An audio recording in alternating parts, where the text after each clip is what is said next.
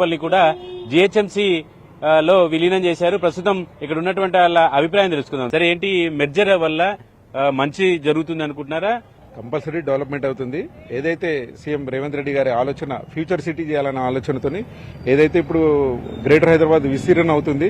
పాత హైదరాబాద్ మీరు చూసిరు, డ్రైనేజ్ వ్యవస్థ, ఇన్ఫ్రాస్ట్రక్చర్ కరెక్ట్గా లేదు. ఆయన ఫ్యూచర్ గా సిటీని ఎట్లా చూపించాలని, వరల్డ్ వైడ్ గా చూపించాలనే ఆలోచనతోని ఇక్కడ మర్జింగ్ ఆలోచన కాంగ్రెస్ ప్రభుత్వమైన కాదు, ఇంతకుముందు టీఆర్ఎస్ కూడా ఆలోచించి హోల్డ్లో పెట్టింది. ఇంతకుముందు కూడా ఇది ఫస్ట్ గ్రామ పంచాయతీ, మున్సిపల్, తర్వాత మున్సిపల్ కార్పొరేషన్ అయింది. ఇంతకుముందు మున్సిపల్ ఉన్నప్పుడు వాళ్ళు ఫైల్స్ కూడా తీసుకుపోయారు జిహెచ్ఎంసీ అయిందని. మళ్ళీ తర్వాత 8 years ఇక్కడ పరిపాలన లేకుంటుండే, కమిషనర్ గారి చేతిలో ఉండే. ఇప్పుడు శ్రీధర్ బాబు గారి ఆలోచన, సీఎం గారి ఆలోచన ఒక్కటే ఏంటంటే ఈ విస్తీరణ అవుతుంది ఓఆర్ఆర్ చుట్టూ చేస్తే, జిహెచ్ఎంసీ చేస్తే ఇన్ఫ్రాస్ట్రక్చర్ ఇచ్చి మన హైదరాబాద్ ని గ్లోబల్